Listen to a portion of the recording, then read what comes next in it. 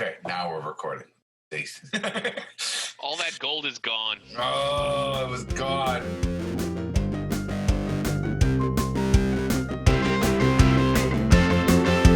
Primarily Critical. Hello, everyone, and welcome to Primarily Critical of Movies and an After Party. This would be it. If you've not seen the film, we suggest that you do so before listening any further. We got spoilers, trivia, and opinions like crazy, and we can't wait to share them. Good, bad, new, old, weird, or gross. We pass judgment upon them all. Today, flip the room. My name is Steve. I'm here with Butter. Christian. Today we're talking about 12 Angry Men, the 1957 classic. I say classic a lot, but this one I think actually might apply. 12 Angry Men. What'd you guys think of it? I like the old one, and I mean I've watched both of them, and I don't know if I watched both of them because I was just being, I don't know, like a completionist, whatever. I don't know, or maybe I forgot which one we were doing, so I wanted to cover all my bases. But I like, it was interesting, like you said, classic because it's black and white, right? Yeah. You know, and Christian? Was it black and white because it had to be, or was it black and white by choice? You know, I didn't dig that deep, but I liked it in its black and white because it made me think, you know, like that's, oh, okay, well, this is, you know, having watched both of them, that this is the classic one, and it made me think of that. And I recognized some of the actors being old enough that I am, but, you know, I I don't know if it needed to be. I recognized one actor, and it was the one that voiced Piglet from Winnie the Pooh. Yeah. It was juror number 2, John Fiedler or Fiedler. Right. He voiced Piglet from the original Winnie the Pooh. Oh wow, and, really? Yeah. have you not seen any of Henry Fonda, like in other movies or whatever? I mean, yeah, I guess it's. I probably have, or just haven't. Yeah. Yeah. You know where I recognized Henry Fonda most strongly from? Huh. Bugs Bunny cartoons. Oh yeah. Really? Yeah, he shows up in a couple of Bugs Bunny cartoons. as an animated cartoon? Yeah, or as a parody of himself. Okay. I don't think it's actually his voice, but it's somebody. It's like caricature. Oh yeah, talking as him. Yeah. Yeah. With the big chin, like you get on the beach where they do the whole drawing of you. Yeah. Yeah. Yeah. No. So we find the movie starts at the end of the trial, which surprised me a little bit. They didn't even show a little bit of the trial. They even barely showed the defendant. Yeah, he got like 5 seconds on screen. Yeah. They paid him $1.2 million equivalent. I'm kidding. And some of the jurors, they eyeball him as they leave. Man, and they all pile into the room, and they're pretty much convinced. They're convinced that he did it. The evidence is pretty substantial according to them. And then very slowly as the movie goes on, the whole movie is the room flipping, right? They're starting to call into question. Some of them are discovering that they're racists. Some of them are discovering, calling into question things that they thought they knew for sure. You know, it's. I think this is surprisingly relevant to today. Shockingly so. Well, it's, the way it goes, I think that's sort of you hope how juries would debate, you know, but I don't get the feeling that these today, I think it would be a lot like the beginning where they're like, I got a baseball game to get to. Let's get the fuck out of here, you know? Stuff like that, right? As opposed to being like more like juror number 8, where he's just like, well, I got questions, you know? Yeah. And I don't know. It reminded me kind of, of a play in the sense that it all happens in that one room, and it was more their time's version of our time. Say, what's his name with Wilson, the ball where he does the whole thing himself on the beach. Tom Hanks, right? Oh yeah. Okay. You know what I mean? Like it's Castaway. something. Yeah, Castaway. It's Okay. something like that where like, he's got his thing and that's what it is, and it's completely outside of what you'd. I don't know. Maybe that was just my weird connection to it. Like so that back in the day, that was their. Instead of having this movie and going here and doing all that other stuff, they, just had that one room and it all happens and you see everyone's tilt, or like you said, one guy's slightly racist or a lot of racist. However you want to put it, right? Yeah. Well, you start to think that some of those things that they were calling into question should have been discussed during the trial. Yeah. Well, yes. If anybody had a competent lawyer. Yeah. How'd you hear him over the L train? You said it came through the L. You've been near an L train. It's loud. Yeah. I got a comment about the judge at the end of the trial. First 30 seconds of the movie. Yeah. He seemed kind of sleepy. Yes. Or blasé. Like, does he do 5 murder ones a day? Well, he is in New York. Yeah. Well. Here we go again. Son of Sam. What the hell?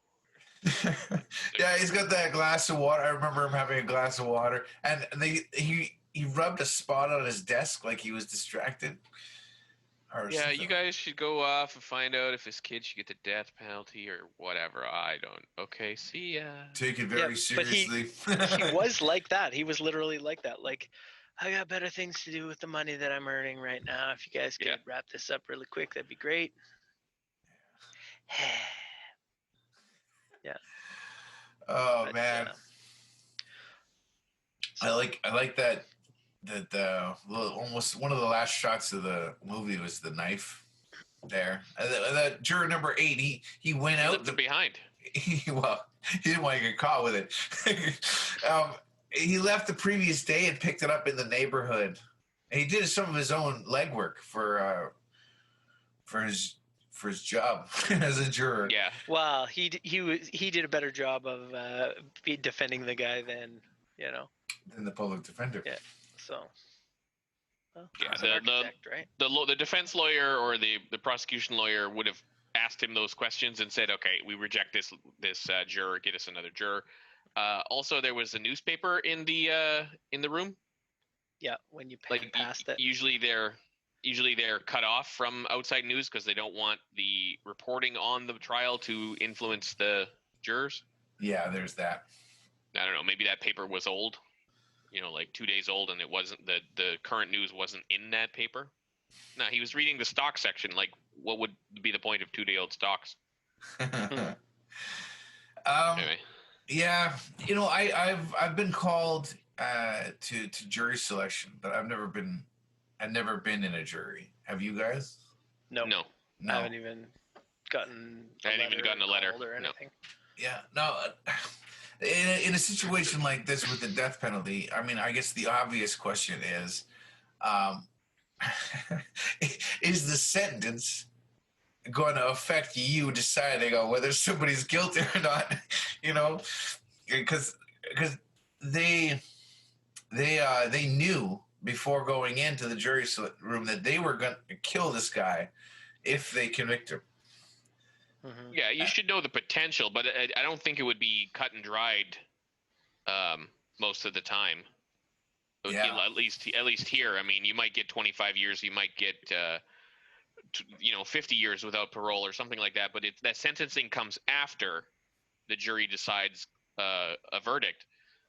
It may be different in the states where felony murder 1 carries automatic in a certain state. Mm-hmm. Yeah. That also, it sounded a lot like murder 2.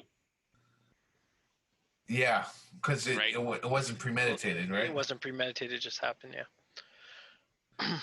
I guess they made the argument that he went out to get a knife, and then came back. But it was like 3 or 5 hours. He left at 7. He came back at 3. Yeah. Mm-hmm. Well, no, he left at 7, came back at midnight, ran away, came back at 3. That's a long day. We went to go see some movies too, but that was after. Yeah. Need to cool off. Yeah, go pick up a knife, stab his dad, see a couple movies. Long day. Long day. I got to kill my dad before 7:30. The movie starts. Yeah. Yeah. But they explained that all away too, in a sense, right? And I think that at least they weren't trying to figure out if he was innocent. They were, and that became one of the points where the guy was explaining to the other guy, I don't think you know what's that famous line from The Princess Bride? I do not think you know what this word That means. word means what you I think. don't think you know it. Yeah, and that was the whole thing, right? Like, it's the burden to prove that he was innocent doesn't fall on the defense; it's the burden of guilt, right? Yeah. And that was the issue. It wasn't that he wasn't not guilty, but there were enough questions that made it to the point where I can't for certain be 100%, right? Because, like you said, you're sending this guy to the chair. Yeah, exactly. So. I don't know if any of the lawyers asked, but like, if it wasn't the son, who was it? Yeah. Well, I think you have that in current day trials and stuff. People get fixated and they're like, we got to pin this on somebody. I mean, we've seen that up here, down south, all over the world, where it's like 10 years later, DNA testing comes out and you find out that the guy that they pinned the thing on, that they've either sent away or whatever, he didn't even do it, but they need someone to, a fall guy to take it so that everyone feels, oh, we got him. Yay. Google David Milgaard. yeah, exactly. Touche. Who's David Milgaard? Oh, Google David Milgaard, Milgaard.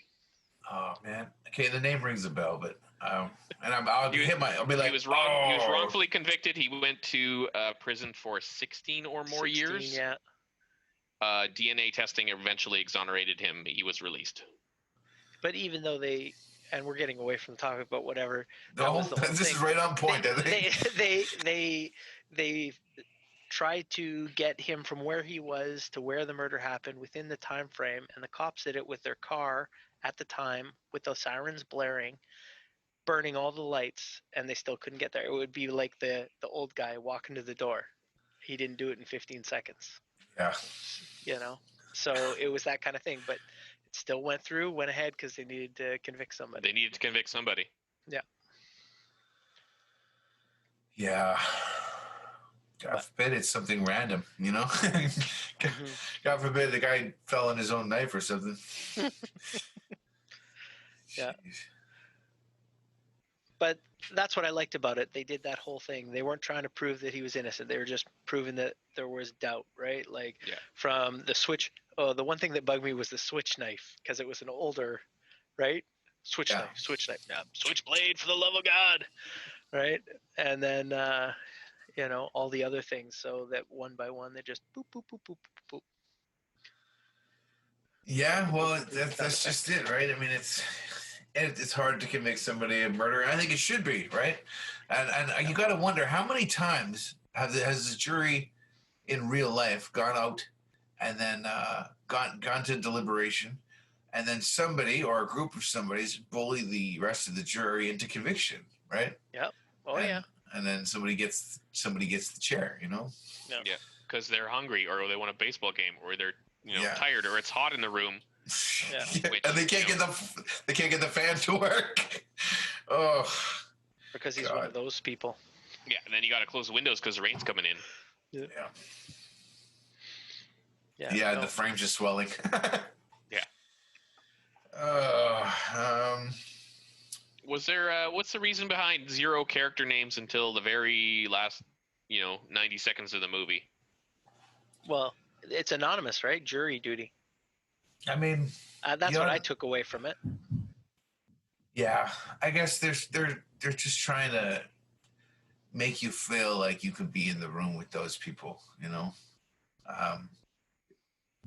But they were all white and they were all men, so I mean, I don't know how relatable that is. Well, I guess there was a French dude. Or was he French dude? Italian or maybe. Yeah. Like that. Yeah. Something European.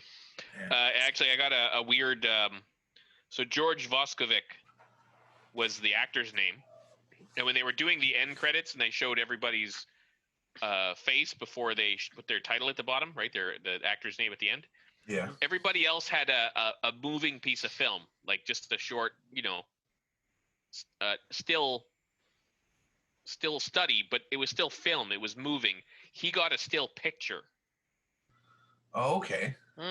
He was the only one of the 12 jurors. Well, maybe the camera didn't rest on him long enough for them to be able to pick out, because during the credits, when they were rolling the credits, they were grabbing parts of the movie, and then bringing them and putting the name on it. It seemed like. But you're making the movie. Just point the camera at the guy for 5 seconds because you want to use them in the end credits. Like, that's B-roll, right? It should be, but film back then was pretty expensive. I don't know. It's hard to say.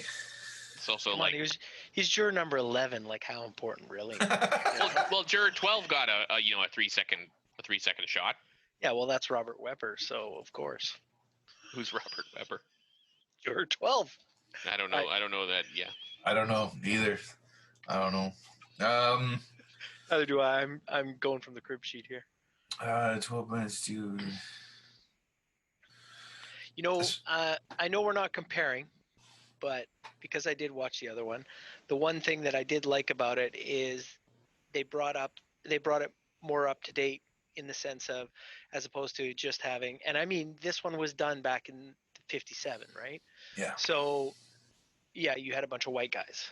So when they redid the other one with Jack Lemmon, where he's juror 8, just like Henry Fonda is, but they had a bunch of others that were all different, racial backgrounds. So when these comments came up, because it's all pretty similar, but when the comments came up, it was more of a like, okay, here's a minority here, there's a minority there, and then the racism showed a lot better than just, oh, these are white trash on the other side of the tracks kind of thing, right?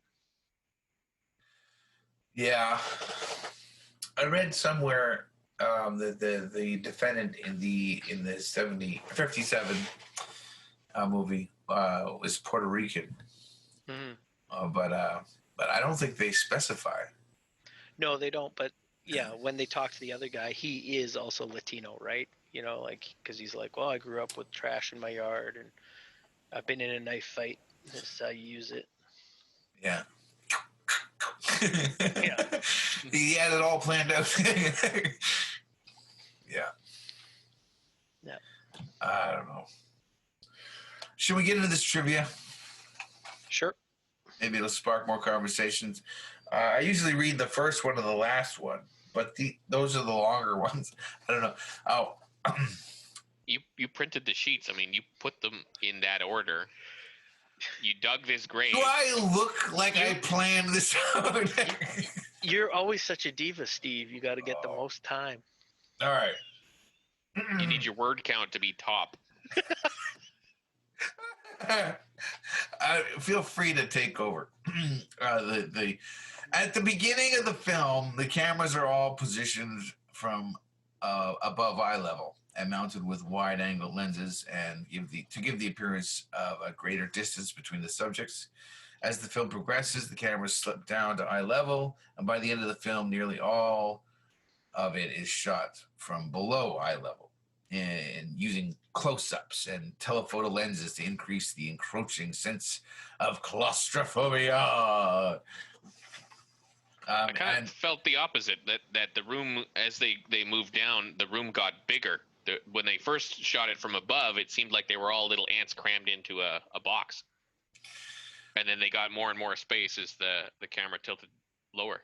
Yeah, I don't know. I did notice whenever they did a close up of, especially the old guy. Yeah, it was under from the table and up, right? Yeah, there was just one juror that they tend to jam the camera right in front of. I don't remember what his name was. Joseph Sweeney, juror number 9. And he was the one of the guys that introduced himself. There was two jurors. Juror number 8, played by Henry Fonda, and then juror number 9, Joseph Sweeney. Well, you just read the last trivia point now. Jeez, out of order too. Well, Yeah. there's a lot more to it. Please carry on, gentlemen. But you're right. Whenever there was that confrontation point between one or another, that's when you had that close in underneath. Like even when they were doing the knife thing, right? Yeah. And everyone's like, oh, yeah. It's like nobody's hurt here. Relax. But it was like close up to, like as close as I can get to you there in the corner. If we went to the corner. Well, I wonder how many jurors have actually died deliberating for a murder. At least one.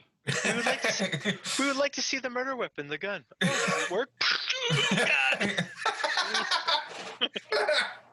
We now have another trial. Oh, damn it! Damn it! I thought we only had one today. Who loaded the gun? God damn the judge. I've just added to my list. All right. Director Sidney Lumet had the actors all stay in the same room for several hours on end and then do their lines over and over without filming them. This was to give them a real taste of what it would be like to be cooped up in a room with the same people. I wonder if he had it like 38 degrees and 100% humidity too. Boy, that would be sweaty. Yeah. Oh, man. I love that in theory, but I mean, I want to be working with my friends. So, I mean, you really want to, shit on your own backyard kind of thing.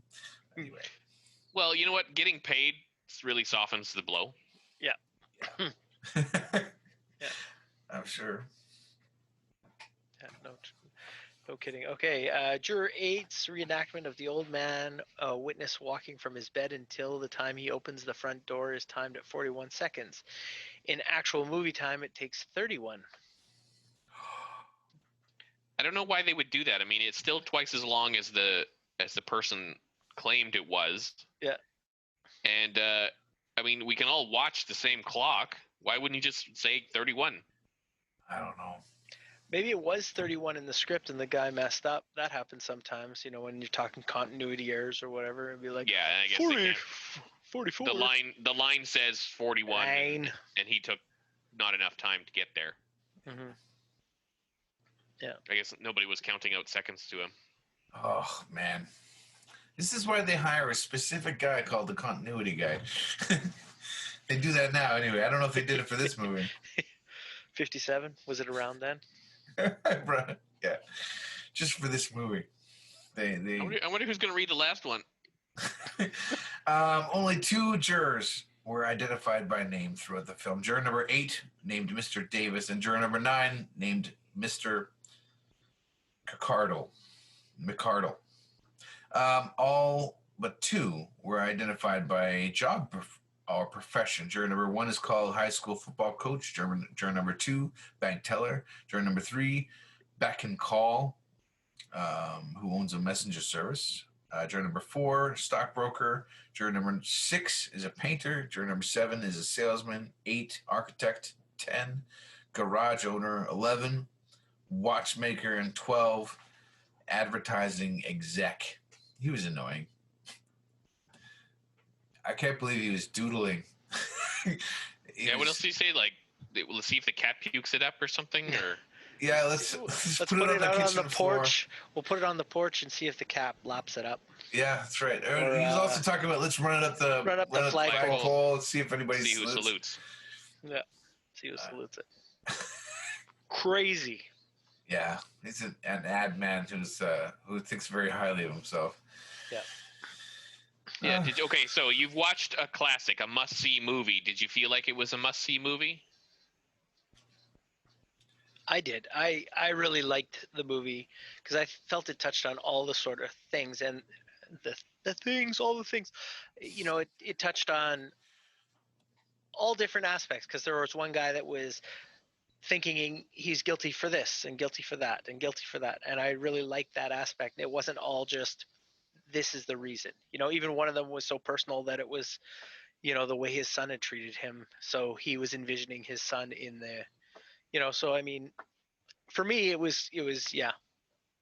I felt it was a classic, and I really liked it. I liked it a lot more than I thought I would. Honestly, I thought it was going to be a must see that didn't really need to be seen, but I was pleasantly surprised. I was engaged. It was a short movie. It made lots of sense. It was Yeah, I am glad it was small duration. Like they didn't drag it out too much. Mm-hmm. I do think it was important as like you want to see how movie filming technique was done or has evolved, and how acting, became what it is. So I think it was important for those two things for sure. And I'm glad I did see it. Yeah. It took, most of my life before I did get around to seeing it. It's okay. But hey, yeah, I got there eventually. Yeah, I got there eventually. Life's a journey, right? You know, you got plenty of time. I'm super stoked that you saw the remake, Greg. Yeah, that's awesome. Yeah, and you'd recognize a lot more people. I'm sure Jack Lemmon, especially. I mean, man. Tony Danza, man. Tony Danza. Really? Yeah. Well, now Steve's intrigued. I'm intrigued. I'm gonna have to watch it. Maybe it's on one of the streaming services. Yeah. Well, is that 12 Angry Men, gentlemen? I believe so. Are you? Yep. Are you angry? Does this make you want justice reform? I'm content. You're content. Yeah. I want air conditioning in my jury room. Oh boy, yes. I gotta say, when I did get called for jury duty, but I didn't serve, I kind of wanted to. There was a part of me that said, you know what, I feel like this is something I want to do. Like I might not get a chance to do it again, kind of thing. But I don't know. Who knows? How did you get, what did you do to get rejected, or did they just filter you out before you even got a chance? He has no hair. Bald. They filtered me out before I even got a chance. One, okay. They were jury selecting for 5 trials, and when I got there, most of those trials had been acquitted or remanded or dropped or. Yeah, or bargained, plea bargain. Plea bargain, pled out, whatever the Canadian equivalent of that is, and so they had all these people, tons of people, and they were only selecting for 2 or 3 trials, and they never even called my number. So okay, so but they called in 100 people, then they needed 12. Yeah. Yeah. Okay. So your odds were real low. Yeah.